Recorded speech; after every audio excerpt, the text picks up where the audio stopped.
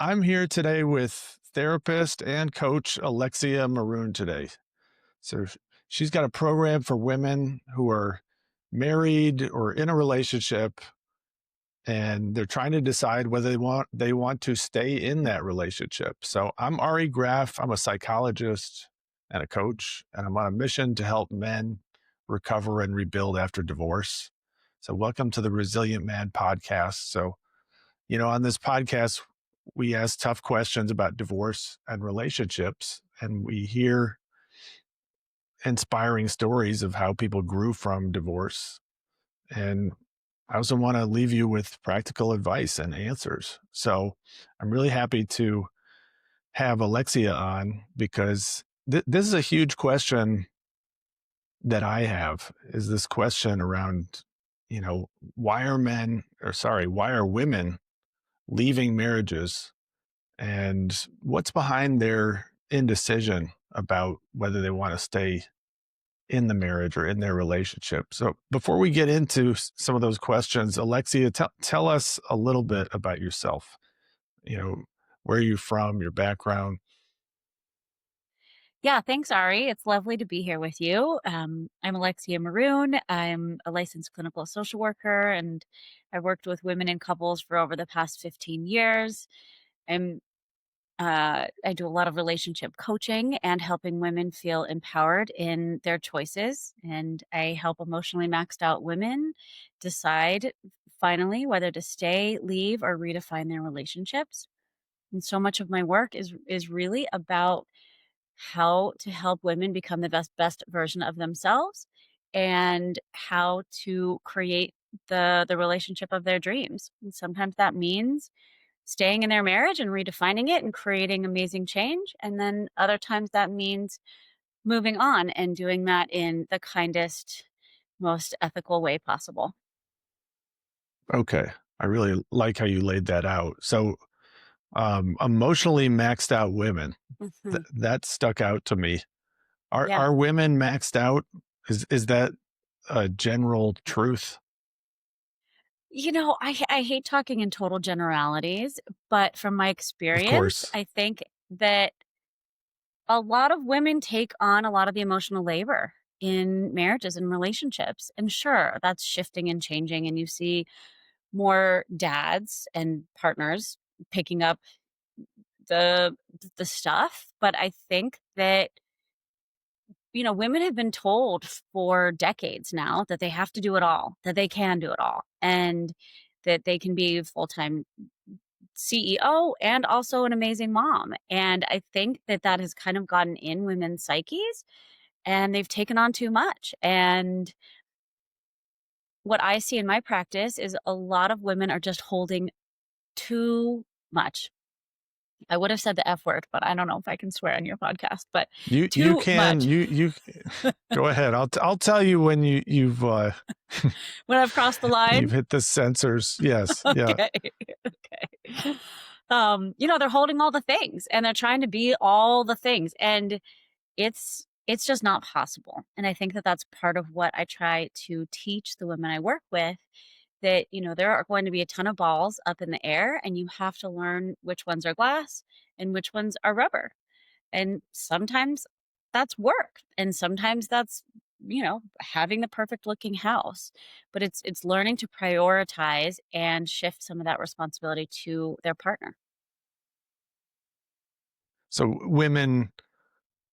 modern women, speaking in generalities, take on too much.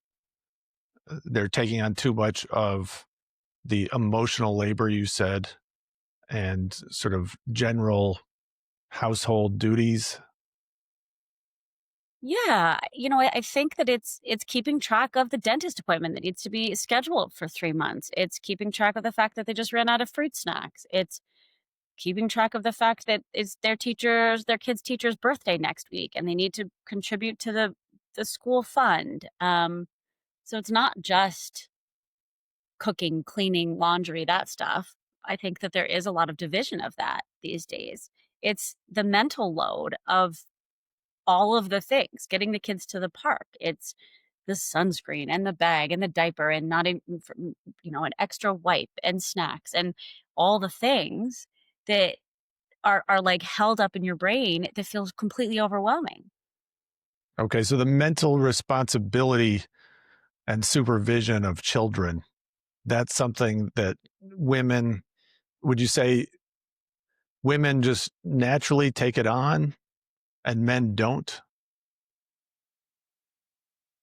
Like, I think that, yes, women just sort of naturally take those things on, and then there's often, like, a miss. It's not that men are not taking things on in the household, they're just looking at different things, and so I really like to do an exercise with when I'm working with couples. What's on your plate? You know, there's this really great game out there called, Fair Play, and it's this card game, and it really divides the household tasks to say who's really in charge of what. Because if your partner asks you, "Hey, I'm going to the store. Do you need anything?" or "Can I help you go to the grocery store?" That means that the other partner is still in charge of that task. Um, and I think it's just those small little ways in which we communicate to our partner that we let them know, "Oh no, you that's still your task." Like, "Can I help drop the kids off at school?" That means it's the mom's job. Instead of saying, "Hey, I have to get to a meeting. Which one of us is taking the kids to school?" That's much more collaborative. And so I think that women just naturally take that on. So many women that I work with are just like, "Well, if I don't do it, who will?" And part of that is because they have certain ideas of how things need to be. And the men are just like, "Okay, well, I'll just step back." And so some of my work is helping women be like, "Okay, so they don't have the perfect lunch. At least you didn't have to pack it." So some of it is like reducing their expectation so that their partner can meet it.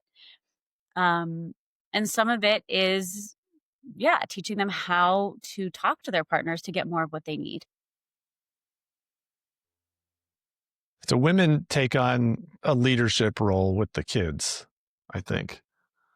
I mean, what's And your experience? You've worked with men. Do you hear that in your practice?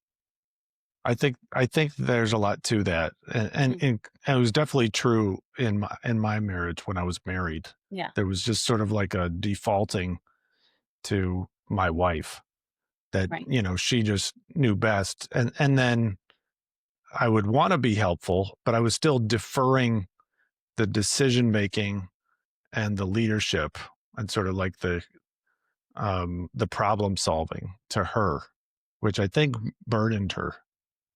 I know Yes. burdened her. So Yes. I see that as a common dynamic.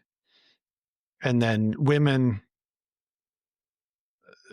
are sort of naturally taking that on and sensing that the men feel either less comfortable or the men are just deferring to her, and then she sees it as her domain, and then it ends up feeling like a burden and not a collaboration.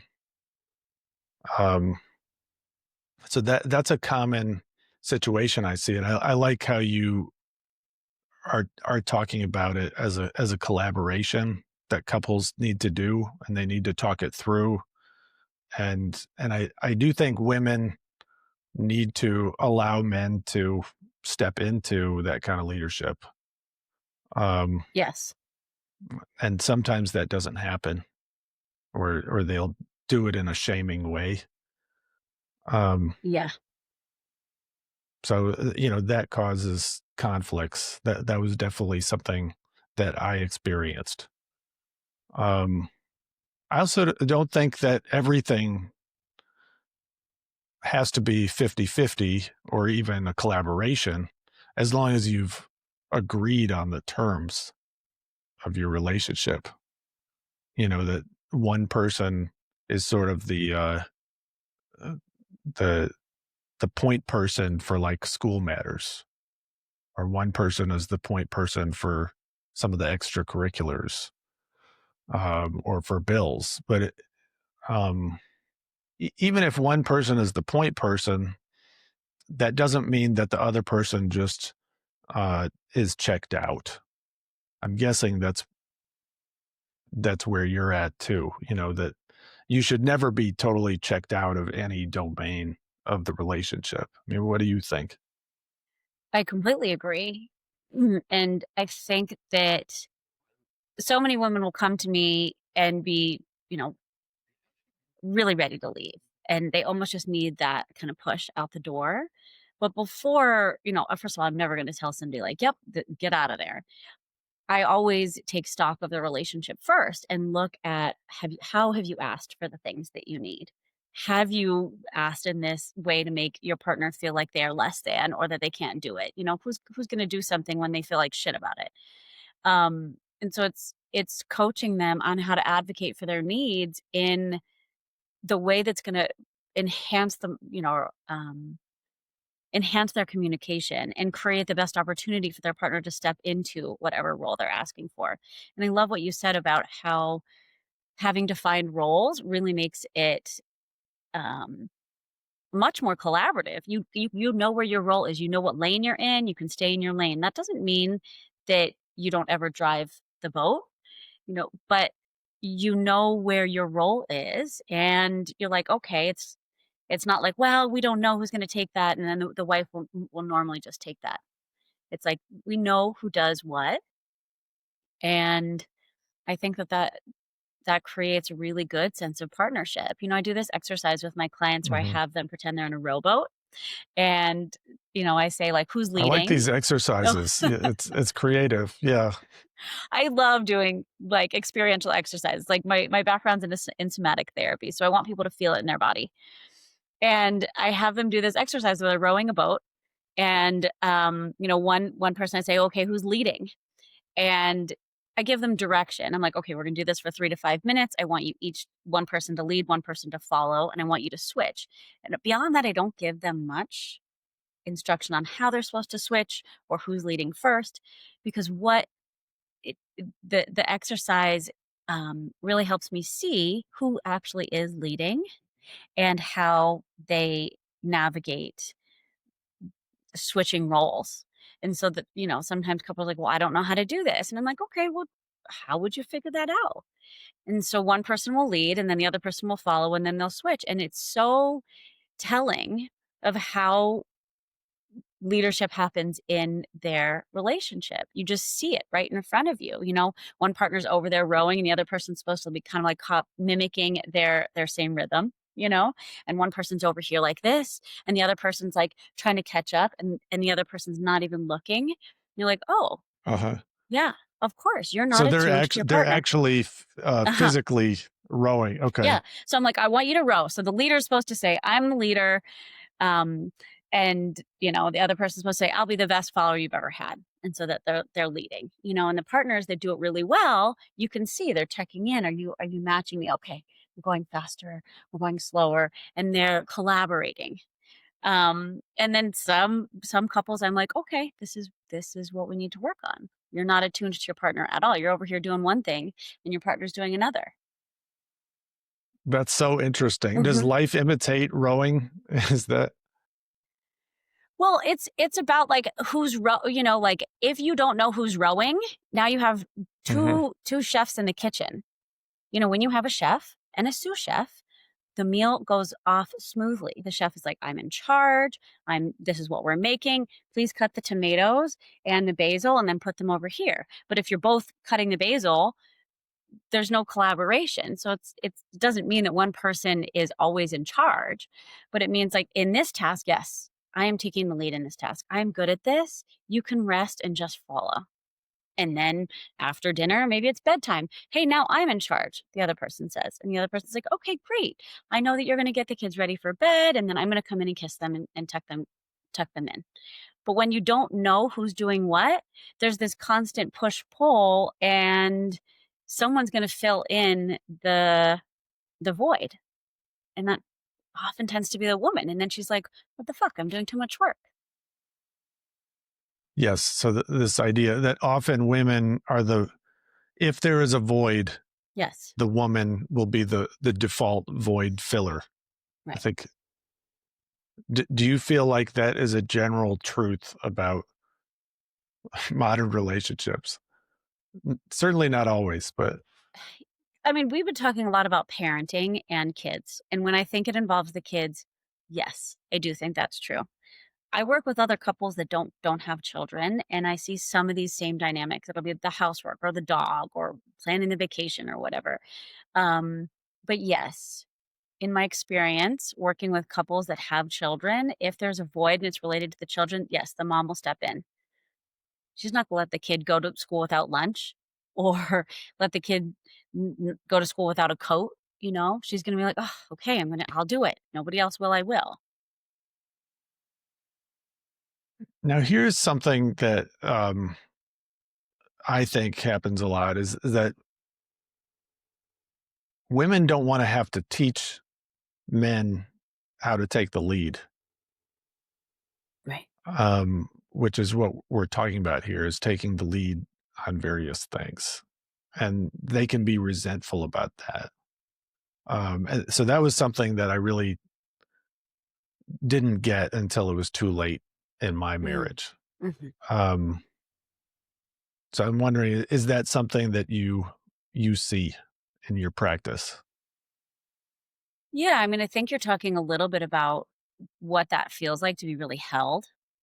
And I think that especially women that do have a career and are out there and making decisions constantly, or even if they're home with the kids, they're making decisions constantly, and they would love for their partner to come home and take care of them in that way, and like lean on them and not have to tell them how to do that.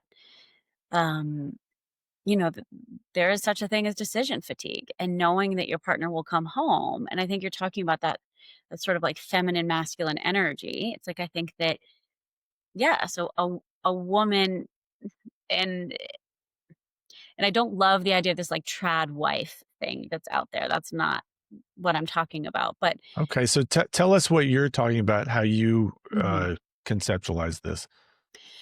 So for me, it looks like knowing that you've got like a solid partner and they're like, "Hey, look, I've got dinner this week. I'm in charge of dinner.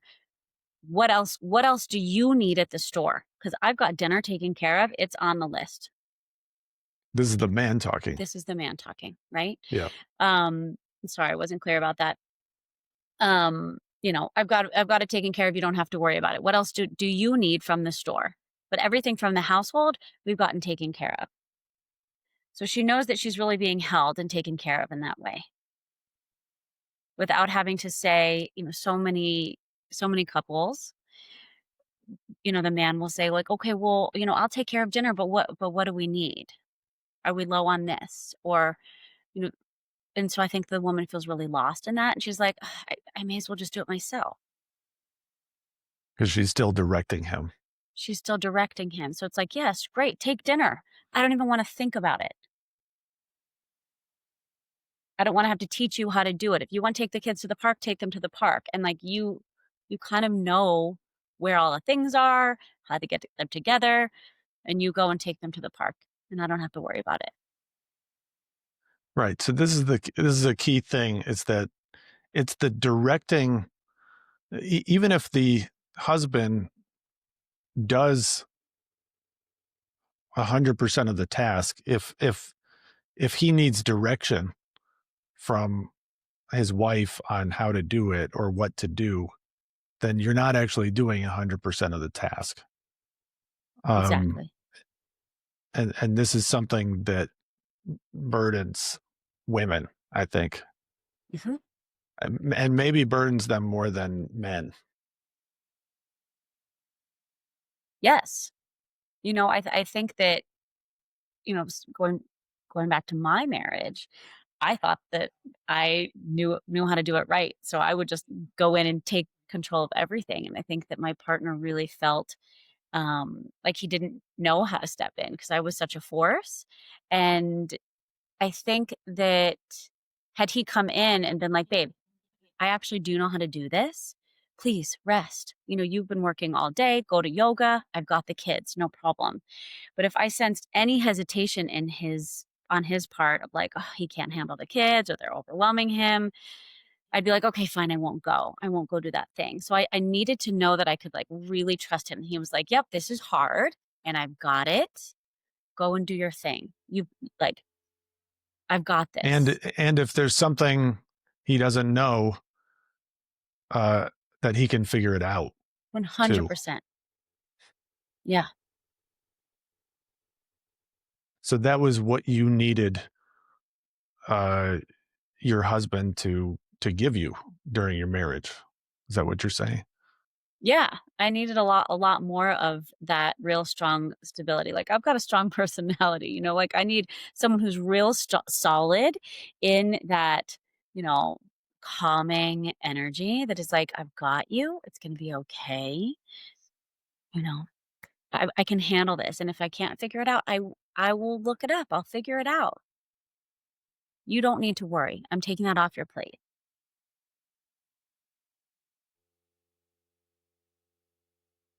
So, yeah, I mean, I'm curious, what was I wanna understand sort of the genesis of your program, what was your indecision about in your marriage, and how did you get to a decision? Mm, And yeah. how do you get women to their own decisions? Mhm. I was stuck in indecision for a long time. I really wanted it to work. I felt like How I long was were you married? so we were married for 7 years, and our kids were pretty little. Like, as soon as we had kids, that's where all the cracks started to show in the foundation of our marriage.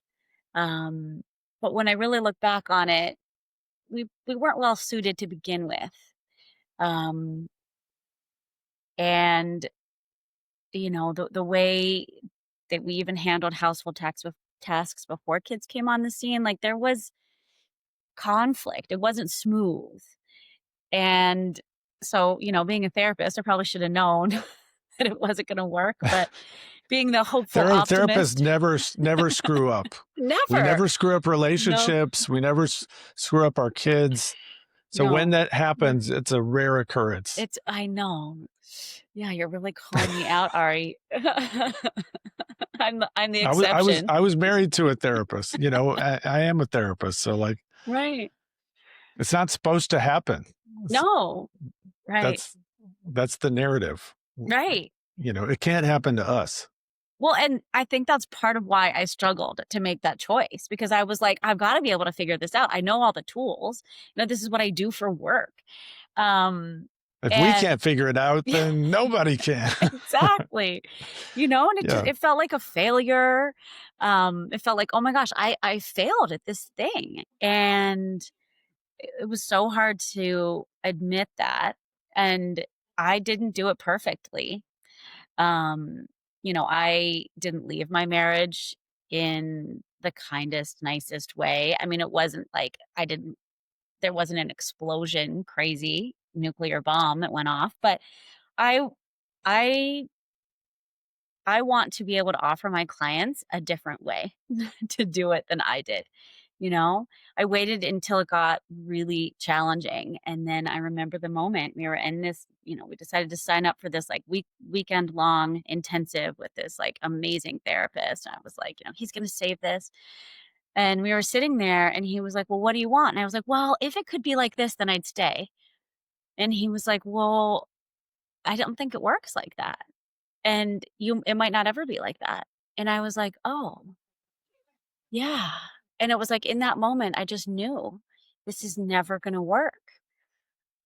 And so that was sort of the end of it was like the unraveling, but it kind of took until that I tried everything. I'd gone to numerous therapists, I had done my own work, and I Numerous just couples therapists or yeah, we saw at least 3 different couples therapists and I was in my own therapy. Um, and I kept looking for a sign. I wanted someone to tell me like this is gonna work or you're gonna be happy if you leave. Um, and so that's what I was really looking for. I was looking for what I do now. Like if I had, could go back, I wanted someone to like hold my hand and be like, "Honey, this is gonna be okay. There's life after divorce. It's not the end of the world. You're gonna be okay." Because I kind of knew that's where I was going. but I Mhm. needed somebody to, like, just pull me across that bridge and just be like, "It's gonna be okay. You're gonna be okay." And it is. Like, I'm really happy where I am now. I have a really great relationship with my co-parent. We do family dinners all the time. We've gone camping together. We've really built this beautiful life, but I had to own what didn't work in the marriage and how I contributed to it and, like, what my responsibility was. So what did you figure out about that? What did you have to own? Yeah, gosh, you're asking the hard questions. Um, I mean, I had to own how I my attachment style was really impacting my way of connecting with my partner and how I in that relationship, and I think in different relationships, you show up different depending on what you're getting. But in that relationship, like, he would totally shut down and I would just get so big in order to get any kind of reaction out of him. And, I've had to learn how to be much less reactive and more regulated in my nervous system. And so even now when there's a conflict that comes up, I'm like, okay, we'll figure it out. I don't get so heated. And so that's what I had to own was like I was not being relational. I mean, he wasn't either, but like I was not approaching things from this collaborative place. It was like I had to be right. He had to listen to me, admit that he was wrong. And, that doesn't work for a relationship. What were other things missing besides sort of the emotional labor, um, or that kind of leadership over house activities? Mhm. I mean, I think what was missing in our relationship was this sense of being partners and being on the same team, you know? Um, because I was so convinced that, my way was the best way, I wasn't really open to hearing his side of things.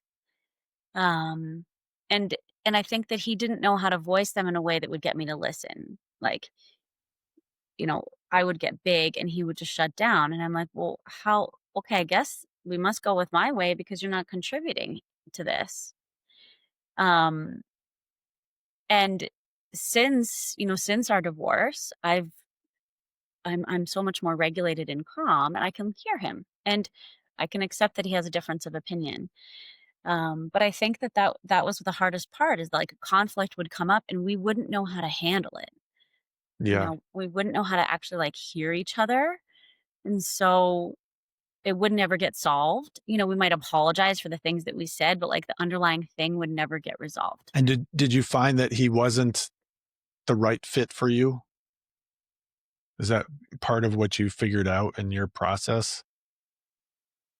Like, there's Yeah. certain qualities that Mhm. would be a better fit for you? Yeah, that's definitely part of it. I think that when we met, I was really ready to have kids. It was I wasn't old, but I was in my early 30s, and that clock was ticking for me, and he kinda checked all the boxes, and, um, gosh, that was 15 plus years ago, and I'm at a very different place in my life now, and I would choose a much different partner at this stage of my life. So, yeah, we just weren't suited in that way. Is that part of your program, helping women who are ambivalent or, um, unsure which way they wanna go is to clarify what they're looking for in a partner? Mhm. Yeah, that's a lot of what I talk about in my program. Um, Often the person we are when we choose our partner is not who we are now. You know, some people have been with their partner since college or even earlier, or even in your early 20s. And who you are in your 20s is not who you are in your 40s. If you have been evolving and doing some work, which so many women have. And I think that's what I hear a lot is like, I'm reading all the books and I'm doing all the therapy, and I feel like my partner is not meeting me there. And so they're growing and evolving and shifting who they are, and their partner's not growing with them. And so now, you're like this. And so part of that is pointing out, like, okay, yeah, that worked back then for who you were. And who you are now, you might not choose that same partner. Your partner could grow and meet you, and let's give him all of the opportunities for that because, I don't want you to get divorced if that's not the right thing for you. But if he can't meet you, then yes, it might mean letting go. Yeah, the growth mindedness for me personally has become one of the core qualities that I'm looking for in a partner Yeah. or even just in someone that I date. Um, and if you're not married to someone who's growth minded, but you're going through your own process of evolution, I think that's just going to be a big disconnect. Yeah. Um, I would guess that would be something that the women in your program evaluate. Is that is that right? Yeah. I think that, again, we're talking generalities, but Yeah. the women that come to me, because that's my perfect client, is like somebody who does want to grow and be all that they can possibly be in this lifetime. We don't know what's next. I have a ton of spirituality that I bring into my program, but I won't go too far out there today. But it's like all we know is this life. And I think that most women who come to me are like, I want to make the best of this life and this existence. And some men absolutely are growth minded, but a woman's not coming to me if her partner is that. If he's growth minded, they're probably having a good relationship because they're on the same page. And I think that, that's been a challenge in the way that we teach men in this society. That I don't think that, yes, we talk a lot more about emotional intelligence now, but you can tell me from your experience working with men, I don't think that the men are encouraged to embrace their masculinity in a way that complements that feminine energy and is, I don't know, about evolving and growing and becoming the best that they can be. Do you think, I mean, what do you feel about that? Well, I think that there's different kinds of men out there. I think working on yourself has become more common for men Hmm. too. I think therapy and coaching are less stigmatized for men, and I think our culture um, is much more pro therapy and coaching than it was probably even 10 or 15 years ago.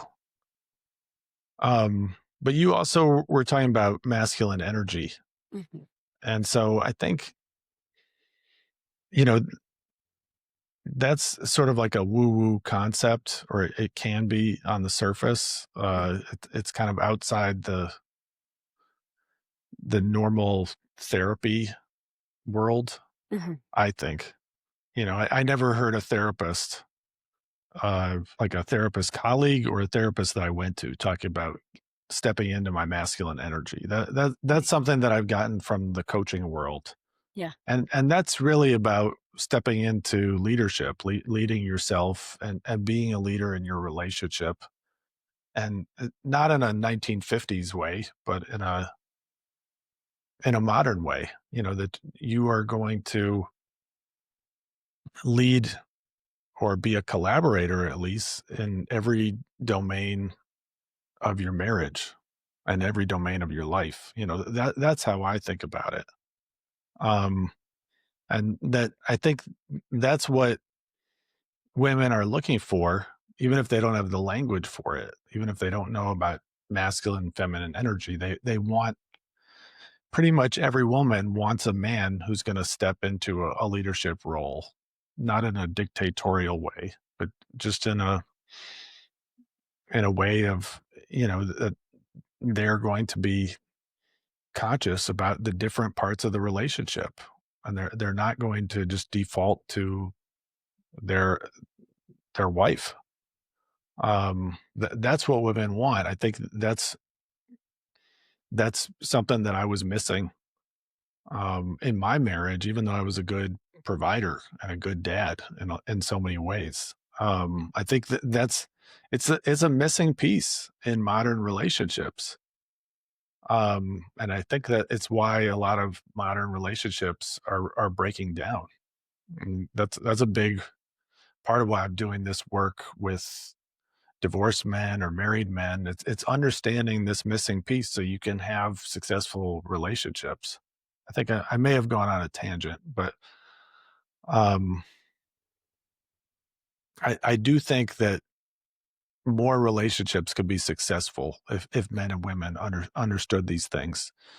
And I don't think they're being taught as much like in couples therapy or just taught in general.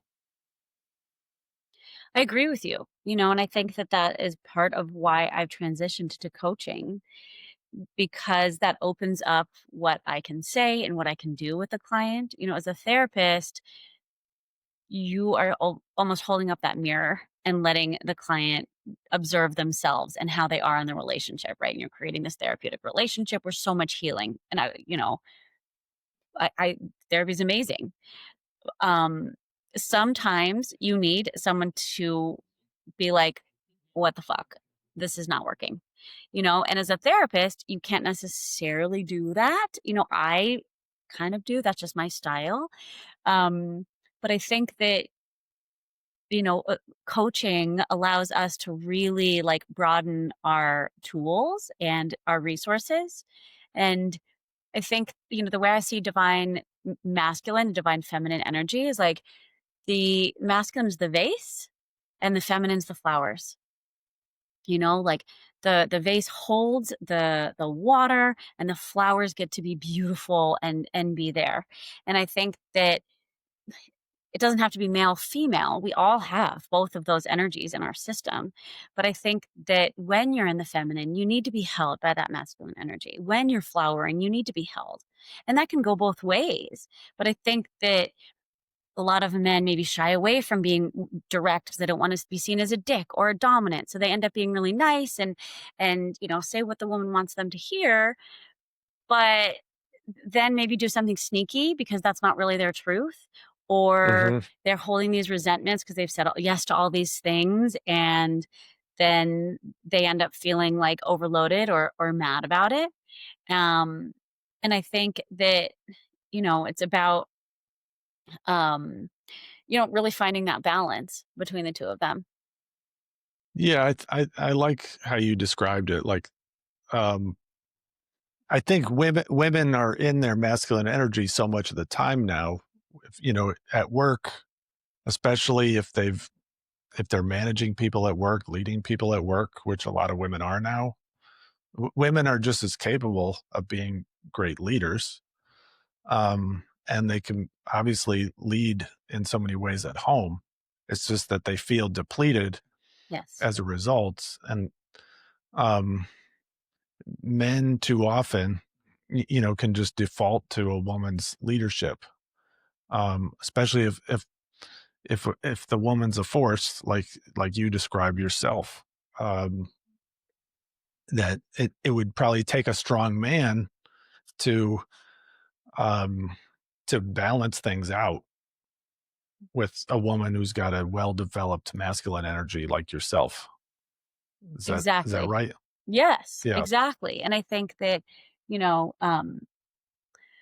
okay, sorry, my kids are coming in the back door, and they're not supposed to be here yet, so, um, let me just tell them that we're in the middle of this, and maybe you can cut this out. I'm so sorry. They're Yeah, with I'll press pause. Okay, My cool. son already interrupted once. Oh, okay. I just ignored him. Okay, All cool. right. So, I forgot what you'd asked me before, but, we were We were saying talking about something. masculine and feminine energy. Mhm. Um, I don't remember more than Oh, that. yeah, you were Uh, saying, like, if you already have that masculine energy, then it's hard for the man to meet that, right? You're like, yeah. yeah, okay. Um,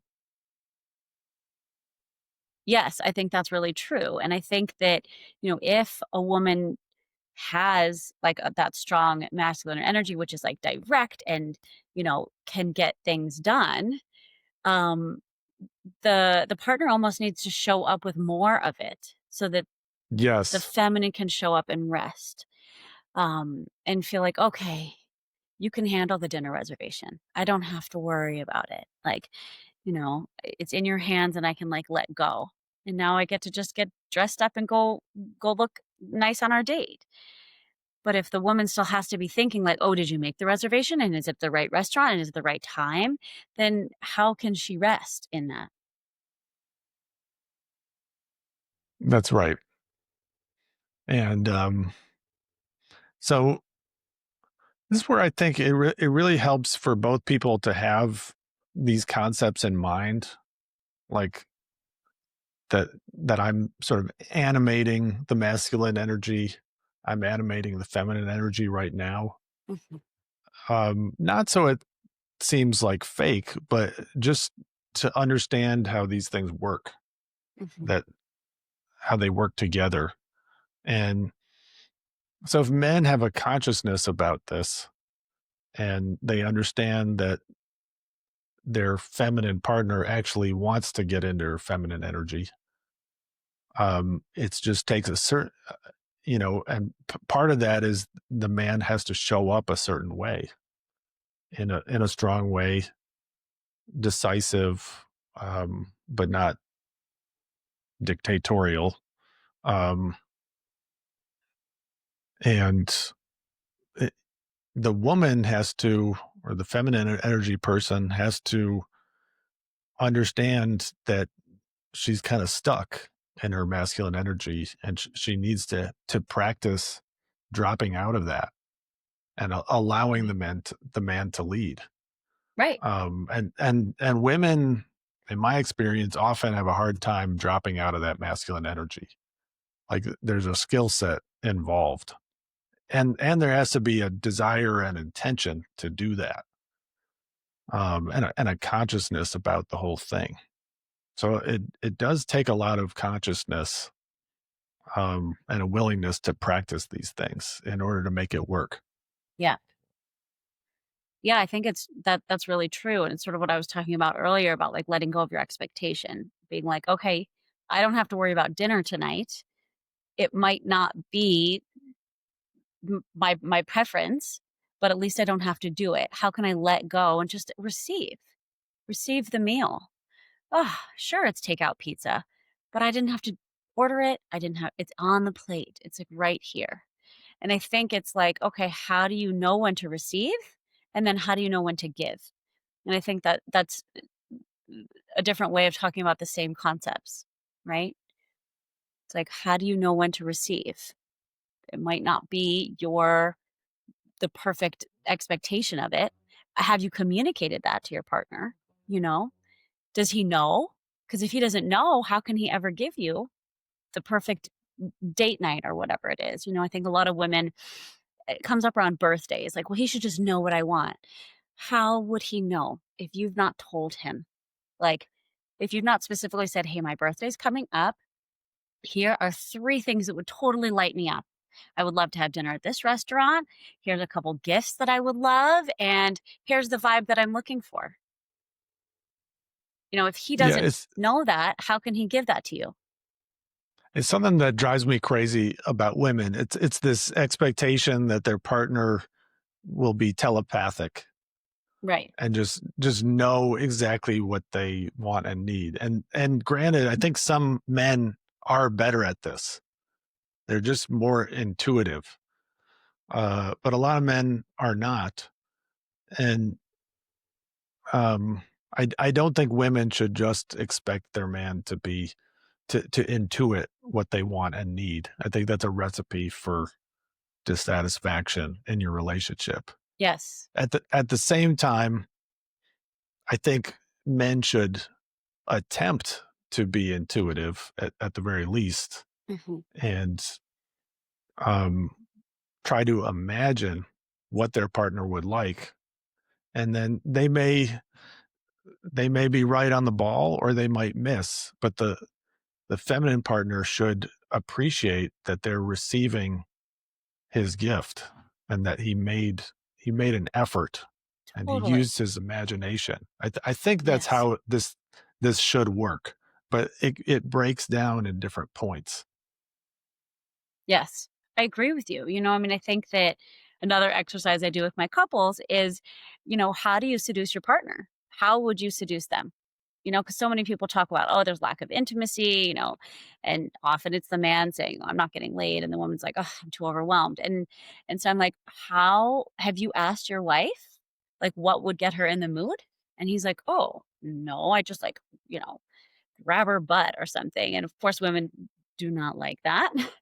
um, and so Depends.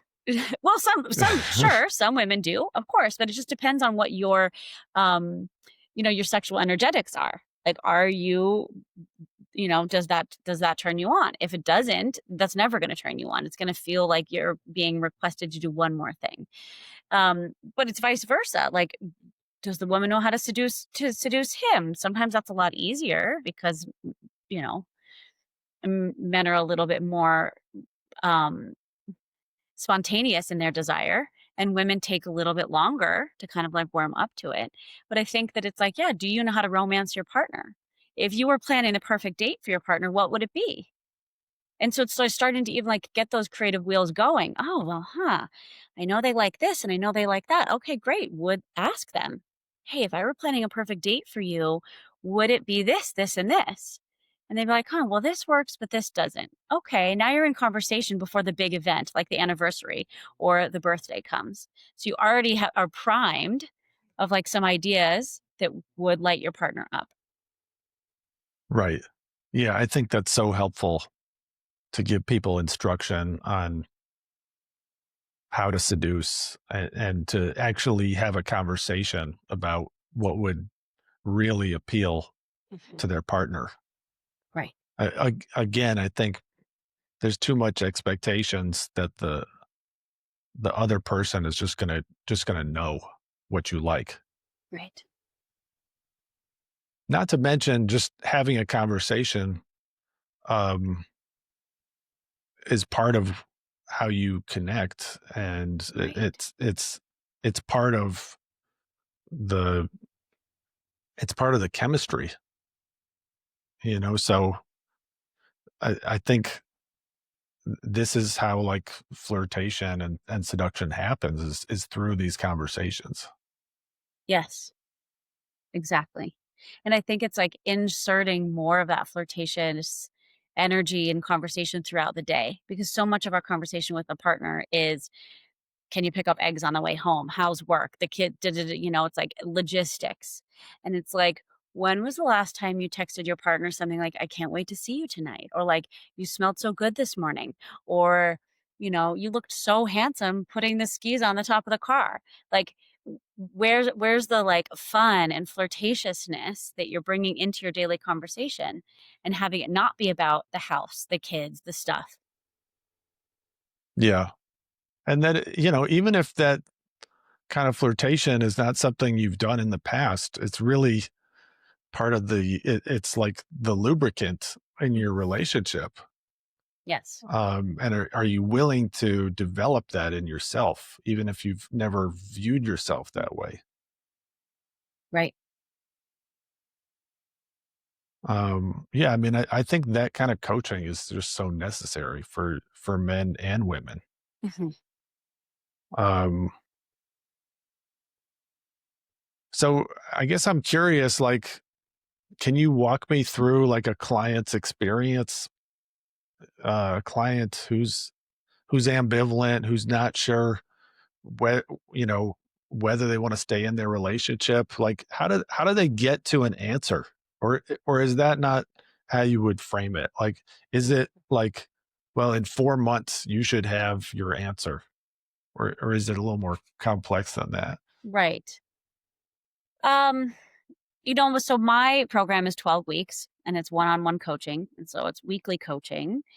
And each month we're focused on something different. For the first, 4 to 5 sessions, we're really focused on, regulating your nervous system, getting you grounded, taking you out of fight or flight and getting you to a place where you can even hear your intuitive wisdom. So I give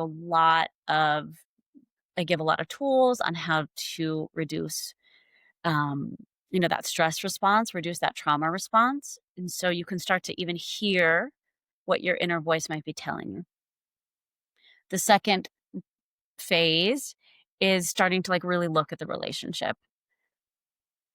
I do a lot of different exercises about like taking stock of what's good, what's not working, what did work and doesn't now, and what never did. So it's like really looking at the relationship and being like, is this relationship worth saving? Like, is what's here something we can work with? Or are we in a place that, you know, you need to let go now. It's not gonna work. You've done all you can do here, and it's time to grieve it. And then the last phase is about getting ready for what the next steps are. And if it is saving the relationship and re-entering it in a way of like renewed commitment with some real specific tools on how to do that, how to ask for what you need, how to communicate your needs, how to create more intimacy and attunement. Yeah, that's what we focus on. And if it is leaving, it's working through what that looks like. What are the next steps? What's your plan? What, like, logistically, what are you going to do? How are you going to bring it up to your partner? How are you going to bring it up to the kids? Most of my clients end up working with me beyond the 12 weeks because that last phase, like, sure, they might get clear, but they still need so much support in implementing what their Yeah. choice is. So, yes, the way I market it is that, in 8 weeks, you'll get clear about what you need to do. Um, but then the next step is up to them. They actually have to embody what it is, what they've chosen, and make those changes. Um, and so, The hard part. That's the yes, hard part. that's You the know, hard part. I've worked with quite a few men who are ambivalent about their Mhm. relationship, and they work on themselves and they get to a point. So these are men who are married. They get to a point where they've really changed who they are.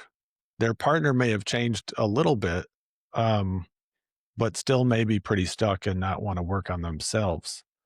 And so that's where they often get stuck, you know? Um, Not that they have to make a decision necessarily after 3 months or 6 Right. months,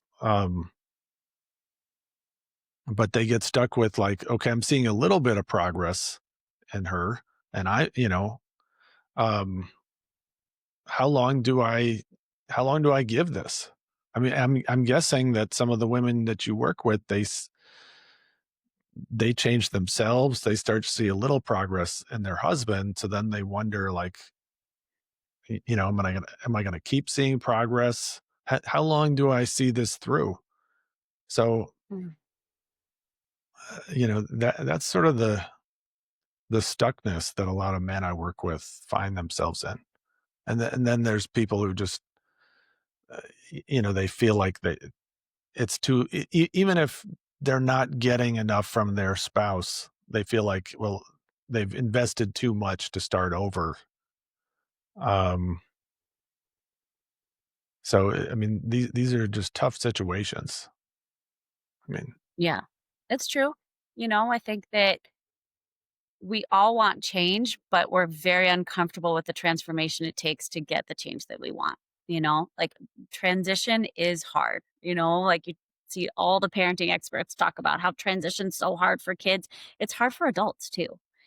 And yes, after you put in time and energy and resources into building this thing, having to face that, like, it might not be the thing for you is hard. It's not an easy choice. Um, especially if the other person, your partner's a good parent, yeah. if they're supportive in a number of ways, but you still feel like you're not getting your needs met, it can Mm, feel very difficult to end that kind of relationship. sure, totally. Um, but just because you live in separate houses doesn't mean that they're not gonna be a good parent anymore, Okay, so this is you a know? this is a good point. So I want to know, what you've learned as a divorced person, having gone through your period of indecision, not sure what to do, and then making the choice to get divorced. What does it look like on the other side? I know you've said a little bit about that. Yeah. Um, I mean, the first bit after was so hard. There were so many days where I was like, "What have I done?" You know? So it's like even though you get clear and you know what you need to do, you're always going to second guess yourself. Like that's like human nature, you know? But the farther I've gotten from it, I'm like, "Yeah, that was the right choice." Like my nervous system just settles when I like know that. And in the cauldron, in the place of transformation is it is the hardest place. There's, like, so much happening, and having some space from it, you can look back and be like, "Yeah, I did make the right decision. I maybe didn't go about it in the right way. I could have been, you know, um, more relational," all the things that I look back on that I feel like I've healed and I've done differently, and I've had conversations with my co-parent about, like, "I didn't show up in the best way. Like, I'm sorry," you know? Um But I think on the other side, there are days that I miss my kids, you know? Like, that part sucks, and Are you guys 50-50? Is yeah. that So we're 50-50, and, because we get along so well, there are many days where it's like, today is technically his day, but my parents are in town, so the kids are at my house, um, so and there's we some have a flexibility there? there's so much flexibility in that, and I know that not everyone's going to have that. m- my situation is I'm very grateful for the way that our relationship is. I know that that's not everyone's situation. But even if it is just real strict 50-50, like now you have 50% of your time to be a person again and not just be defined by your marriage and being a parent. So much is open, and then your children get to see two households modeled of people doing life and feeling happy rather than living in this like maybe there's not a ton of conflict, but kids know. Kids energetically pick up when their parents do not get along or are not feeling satisfied with each other. And so in my professional opinion, I think it is much better for kids to see two healthy parents living separate lives. And you know, my life is good. I feel like I have space to pursue some of my interests. I have space to work on the days that my kids aren't with me. Um, there's I am the happiest I think I've ever been in my life. I find that, I split time 50-50 with my ex, Mhm. uh, and it's it's a lot of time you actually get to spend with your child or children, even if you have 50% and it's concentrated time. Yes. Um, and it can be very high quality time. And, um, often that quality is far outweighs the quantity that you would get if you Yes. were still with your ex. That's my feeling. So for people who are worried that your relationship with your child is going to suffer, even if you don't have 50%, even if you had 25% Right. time with your kids, it's like, what's the quality of the time that you actually spend with them? Are you fully present? Are Yes. you creating memories together? Yes. Yeah, it's all of what we've been talking about. Are you being intentional about your relationship with your partner? Are you being a relation intentional about the relationship you have with your kids? And using some of that time that you aren't with them to prepare meals for the days that you do have them, to, like, get things set up so that you can just really drop into time with them. Um, and that's a lot of what I do too is, like, helping the people that I work with create rituals and transitions that work so that they can welcome their kids home when they come back and having it really feel like it's still a family even though you are in two separate houses, and that can work even if you aren't getting along with the other parent, you know? Like there's still a way that like your kids can feel like they're really held in this family, and their family looks different. Um, but yeah, I think that there's so much hope, and when I was going through it, that's what I really needed. I needed somebody on the other side saying like, "It's gonna be okay." Because I remember talking to some women and they chose to stay, and that actually was harder for me to see because I kinda knew intuitively that I wasn't gonna choose that, and so it was really helpful for me to see somebody on the other side and that it was gonna be okay. Your kids are not gonna be broken. My kids are doing great. Um, like they kids are really adaptable and they just learn their new normal. Yeah, I think it's so great that I think I told you before, like, I've been thinking about a program for men like Mhm. what you've created, or at least what I think you've created. I called it the choice. Yeah. It's leading men through a process of making a choice. Even if your choice is to stay or your choice is to Yes. stay for another 3 months and reevaluate. I think this is such a valuable service because it's helping people be conscious of what they're doing, whether you're staying or going or you're gonna sit and marinate on it. All of those can be conscious choices as Yes. opposed to being unconscious, unintentional, or scared or avoidant. So Right.